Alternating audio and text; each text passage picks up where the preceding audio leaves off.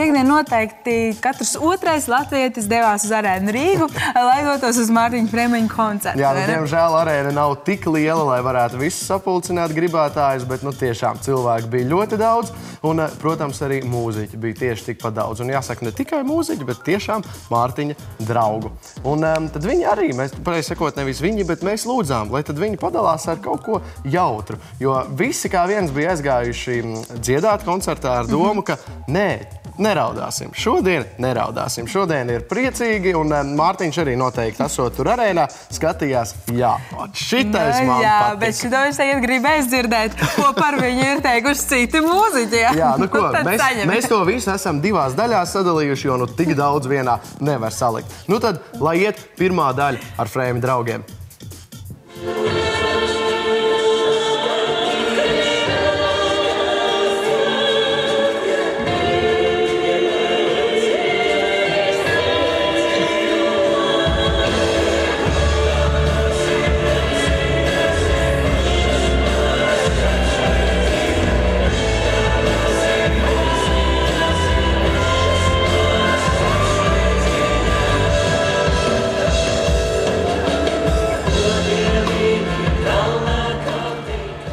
Esiet sveicināti zemes skatītāji un līdzīgi domājošie. Es pašlaik atrodos koncertā Dzīvi kā košums. Kā jau jūs redzat, tautas ir daudz. Tauta ir atnākusi, lai klausītos, kā dažādi mākslinieki no Latvijas izpildīs Mārtiņa Freimaņa dziesmas. Skatāmies!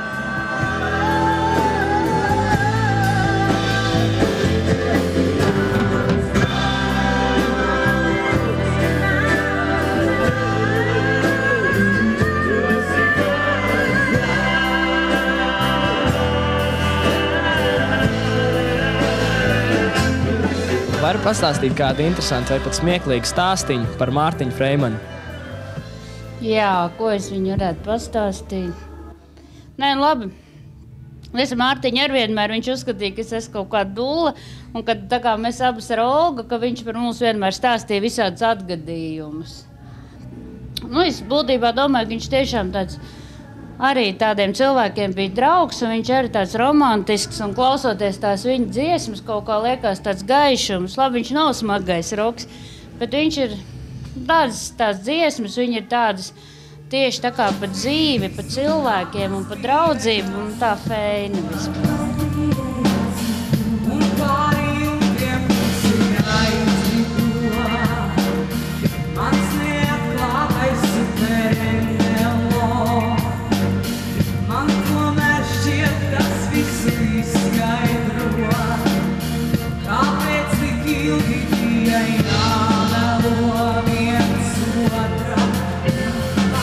Pats foršākais bija, ka mēs satikāmies 5 vilkos Krodziņā un ka mēs rakstījām pirmo kopējo dziesmu, kur man mūzika jau bija sarakstīta jau kādus 4 gadus jau. Un Freims izvēlējās tieši to skaņdarbu. Viņam patika meldiņš. Un tad mēs kopā sēdējām tajā lietainajā vasaras dienā un rakstījām bibliotekāru. Un viņš prasīja man tādu, piemēram, lietu ārā, iztēloties lietus ārā līst. Un Freims saka, Arvīd, ko tu redzi?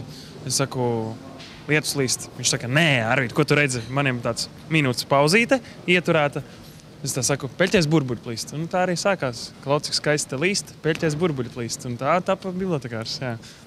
Mēs vairākus gadus pēc kārtas braucam ar Mārtiņu uz beach party dziedāt. Viņš piedalījās Liepājā beach partyjā kā likums. Un tad viņš ņēma mūs ar meitenēm līdz vai ar Rūtu vai ar Anniju Putniņu. Un viņš vienmēr jauca Liepāju ar Ventspili. Man vecāki dzīvo Ventspilī. Un savukārt beach partijas notiek Liepājā. Un tā kā mēs atbraucām uz Liepāju, vienmēr izrādījās, ka man nekad nav kur palikt. Jo viņš vienmēr domā, kāds vecāki tev Liepājā dzīvo, saka, Mārtiņa Ventspilī. Un tad, ko uz ielas jāpaliek, un tad tā, tur visādi kooperējamies. Nākamais gads pienāk. Saka, Mārtiņa, kur es palieku? Ko? Tev taču vecāki dzīvo Liepājā, saka, nē, Ventspilī.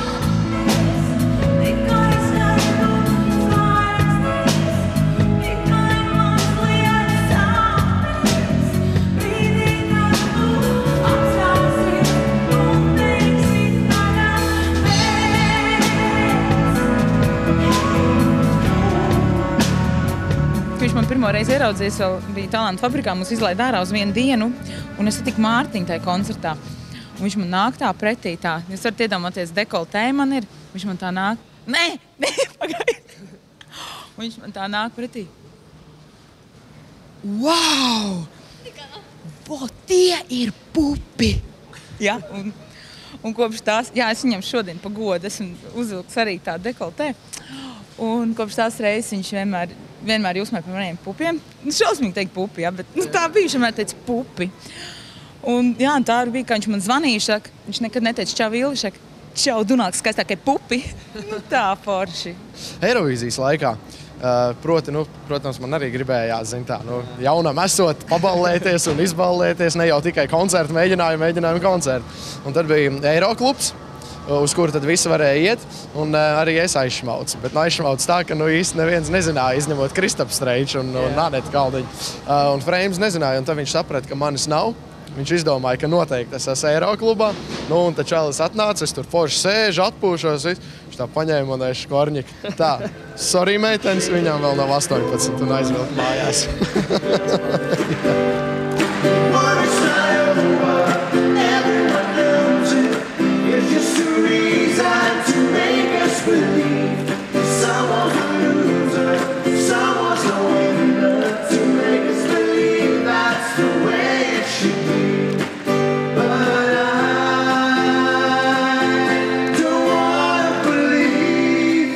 Man sauc Minci, un viņam neskāpēc likās, ka man noteikti patīk viss, kas rozā. Viņš man dāvināja Bārbijas Ziemassvētkos un Bārbiju mašīnas, un rozā svārkus un cepurus. Es nezinu, es to rozā, tagad man lilā, es nemaz tik daudz nenēsāju, bet Mārtiņam likās, ka man obligāti viss kaut kāds rozā mantas vajag.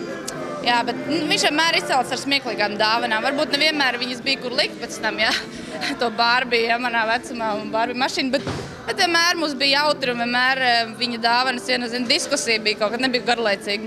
Tas, ka mēs braucām uz atpūsties tāds asauta draugu bars uz Āfriku, viņš baigi uzreiz sadraudzējās ar visiem vietējiem āfrikāņiem, vienkārši pazuda tajā viņu ciematā, uz tās vienīgās ielas, visiem visu kaut ko pirka, un viss baigi par viņu fanoja.